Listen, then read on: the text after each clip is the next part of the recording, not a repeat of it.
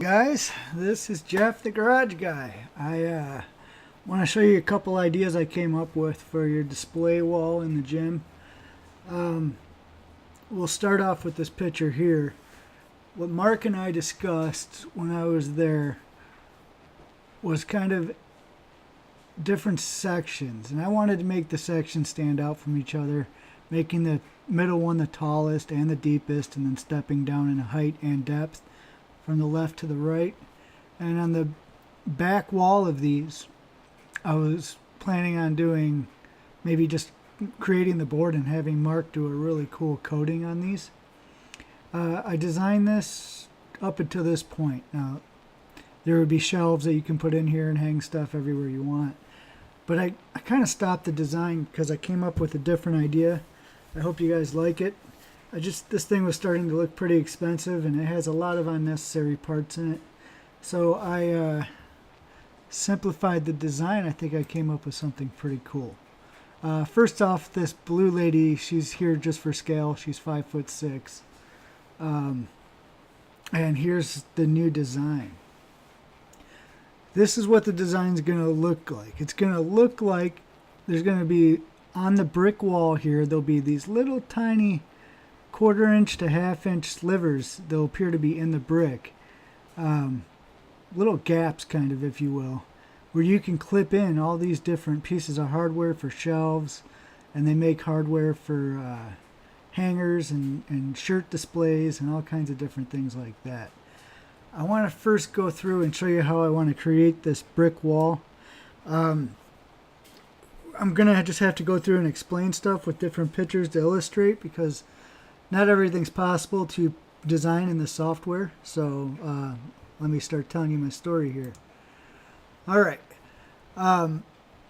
These are called standards. They make a lot of different kinds of standards. What a standard does is it holds the different shelf brackets, and these are called recess standards. So the idea behind these standards is that they're flush with the wall, and all you see is this little gap. For instance, in this picture on the bottom left, you can see these little lines going up and down right straight behind this shirt. That's all you see of these standards. So I want to build the wall using those standards in combination with this brick paneling. And so I'll be able to take this brick paneling, apply it on a little thicker piece of wood, and what it's going to look like then is bricks with little gaps in between them. This is a pretty inexpensive material. I don't know exactly the price, but I do know this is more cost effective than what Mark and I were talking about doing originally. And once we paint this panel purple and we create these uprights, I don't think anybody's going to notice that it's not the real brick. I really think it's going to look like the actual brick that you already painted purple, with little slivers or little gaps in between the brick that holds the different brackets, so you can display stuff. So I think that would be really cool. There's, like I said, there's all kinds of things you can put into these slots to hold different shelves at different heights. And I think we've kind of created our categories by using spaces rather than walls, leaving a much larger open space. Let me see here. What else do I want to talk about? Well, this shows a pretty good selection of stuff. This is a good example of how you can show off some of the shirts. And then we can put in some shelves down here, and you can fold up your inventory and put them down towards the bottom. There's another thing I had an idea about that I can't draw. Let's go back to the original picture here. I have a shelf put right here. What I want to do here is I want to put a mannequin here. They make something called a posable mannequin. We could probably pick one up for about $300. I want that mannequin to be kneeling down and holding up this sign like the Atlas, holding up the world. There's a couple reasons for this. One, well, the end result is I think it would look pretty cool having this mannequin wearing your branded clothing. And I'd like to do a faceless mannequin. I don't know, it seems less creepy to me. Maybe even spray it metallic so it looks like it's made out of metal.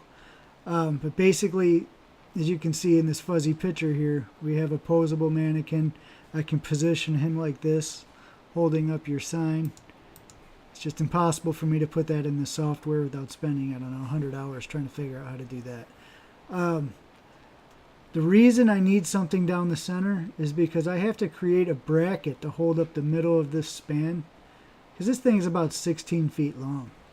And the sign's a good way to kind of hold or hide the bracket. But if we had the mannequin here holding this sign up, like he's holding up the world, I just think it's a good way to show off what you guys do. Personally, I hope you like the idea. He'll also be hiding the bracket behind him very well. So that's the idea with the Atlas holding up the world. I hope you like the idea. Look forward to hearing your feedback on that. And I still have one more thing I want to talk about. These very large structures here that go across the whole thing, they are going to be something that I make out of foam. I'm able to make foam do really cool things by spraying it with different solvents, lacquer thinner, paints. I can make it look like real rock. It's pretty amazing what I can do with this foam. It's kind of like foam art. I like to call it fart because I just think that's funny and I might be a little immature.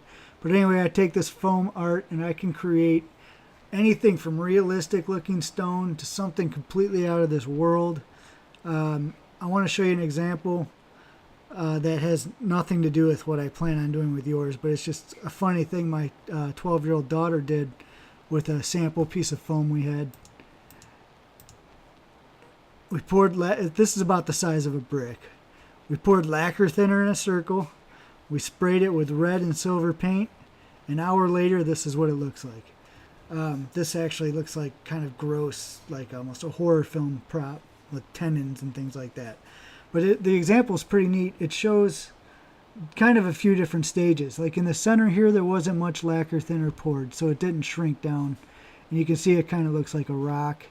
Around here, just kind of got splashed and sprayed. It kind of looks like lava stone. It creates a real hard shell. It's a really neat way to do things. You could picture something like this. I would make up several samples. I'd cut a bunch of pieces of foam and try a couple different colors and different things. But we could really make that, we could throw some orange in there, some fluorescent orange or something to make it pop out. We can make it look like a rock. We can make it look like a rock from another planet. We can make it, look like something in between. Or I'm not sure why you would ever do this, but we can make it look like guts and gory if you wanted to. But that's just an idea of what I can do with this foam art. And it's not a very expensive material. I actually worked with Mark on, we used this material to make a spray booth. And Mark, if you remember, I assume Mark's going to see the video. If you remember the Home and Garden show where I made that 30-foot long stone arch for the front of our booth, that was what I did. I made it look like rock using foam, lacquer thinner, and spray paint.